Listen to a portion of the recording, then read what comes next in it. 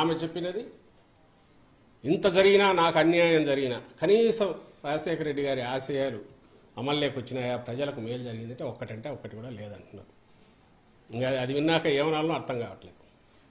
ఎంత అంటే భయంకరమైన తెలియక కూడా ఉండొచ్చు. ఎందుకంటే స్క్రిప్ట్ ఎక్కడి నుంచో తయారై వచ్చినప్పుడు, చంద్రబాబు దగ్గర నుంచి తయారై వచ్చినప్పుడు, లేదా ఏబిఎన్ రాధాకృష్ణ దగ్గర నుంచి తయారై వచ్చినప్పుడు, అక్కడ ఏముంటే ఆమె దాన్ని బట్టి ముక్కును బట్టి చెప్తున్నప్పుడు అందులో ఆమెకు తెలియకుండా పోయిండొచ్చు, తెలియదు. ఆమె ఎంతవరకు పోతున్నారంటే ఆ రోజు రాజశేఖర రెడ్డి గారు ఫీజు రీయింబర్స్మెంట్ పెట్టారు, ఈరోజు అసలు లేదు అంటారు. ఆ రోజు ఆరోగ్యశ్రీ ఇది పెట్టారు, ఈరోజు లేదు. ఆ రోజు రైతుకు ఇది వచ్చింది, ఈరోజు లేదు. అసలు ఎక్కడ రైతులకు సంబంధించి ఈరోజు ఇచ్చినంత భరోసా, అది నేమ్ సబ్సిడీలు కానీ, ఇంకో ఇన్పుట్ సబ్సిడీ కానీ, క్రాప్ ఇన్సూరెన్స్ కానీ, క్రాప్ ఇన్సూరెన్స్ లేదంటారు. తీసుకున్న రైతులందరూ ఏమనుకుంటారు ఇప్పుడు? అంటే ఇంత అబద్ధం పచ్చిగా తెలియక ఆడిండొచ్చు, తెలిసి ఆడారని కూడా తెలియదు. ఎందుకంటే స్క్రిప్ట్ ఇస్తే చదివారు కాబట్టి.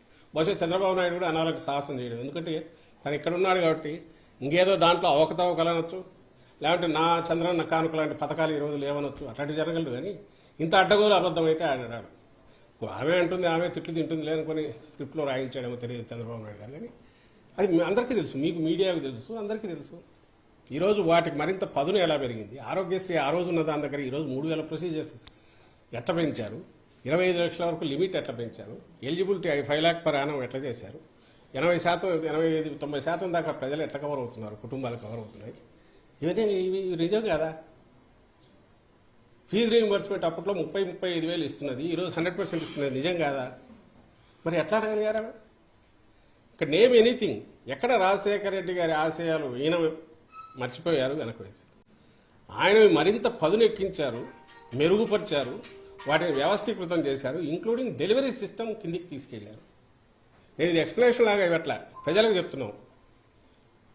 ఆమె అనే మాటల్లో ఆమె మిగిలిన వాళ్ళు ఎలాగో అంటున్నారు. ఈరోజు ఈ కేవలం జగన్మోహన్ రెడ్డి గారి చెల్లెలనే ఏకైక అర్హత, రాజశేఖర రెడ్డి గారి బిడ్డ జగన్మోహన్ రెడ్డి గారి చెల్లెలనే ఏకైక అర్హతతో సోనియా గాంధీ వాళ్ళు తెచ్చి ఈ పోస్ట్ ఇస్తే అక్కడి నుంచి ఇక్కడికి వచ్చి ఇమ్మీడియట్ మొదలు పెట్టి రోజు రోజుకు అటాక్ పెంచుతున్న దాంట్లో ఇంత అబద్దాలు కనపడుతున్నాయి. ఇవి ప్రజలు గమనించాలి, ప్రజలకు చెప్తున్నాం. మణిపూర్ ఇష్యూ షర్మిలమ్మ వైఎస్ఆర్టీపీ అధ్యక్షురాలుగా ఎక్కడ తెలంగాణలో ఉన్నప్పుడే జరిగింది, మొదలుపెట్టింది. మరి అప్పుడు ఎందుకు మాట్లాడలేదో నాకు అర్థం కావట్లా. అప్పుడు ఆమె అజెండాలో ఎందుకు అర్థం లేదో నాకు అర్థం కావట్లా. మొన్న ఆవేశంగా క్వశ్చన్ చేశారు జగన్మోహన్ రెడ్డి గారిని, మరి అక్కడ ఎందుకు మాట్లాడలా, అక్కడ ఎందుకు పోరాటం చేయలే? ఇక్కడికి వచ్చి రాగానే నేరుగా బీజేపీని ఇది అంటూ మణిపూర్ ఇష్యూ తీసుకొని దాన్ని పెట్టి క్రిస్టియన్ వీళ్ళకి అన్యాయం జరిగింది, ఉదయం గుండెలు మండిపోతున్నాయని ఎందుకన్నారు? అజెండా క్లియర్గా కనపడట్లేదా? ఇది ఆమె అనుకున్నది కాదు, చంద్రబాబు నాయుడు గారు ఆయన లక్ష్యం 2-3 ఉన్నాయి.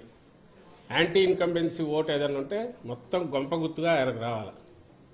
అలాగే వైఎస్ఆర్సీపీకి క్లోజ్ టు ఇట్స్ హార్ట్ ఉన్న మైనారిటీస్ కానీ, క్రిస్టియన్ మైనారిటీస్ కానీ, ఎస్సీలు కానీ, ఎక్కడైనా వీలైతే ముస్లిం మైనారిటీలు, క్రిస్టియన్ మైనారిటీలు, ఎస్సీలకు కానీ డెంట్ ఏమైనా పడేటట్టు దాన్ని చూడాలి. ఆ పర్పస్ కోసం ఆమెను తీసుకొచ్చారు.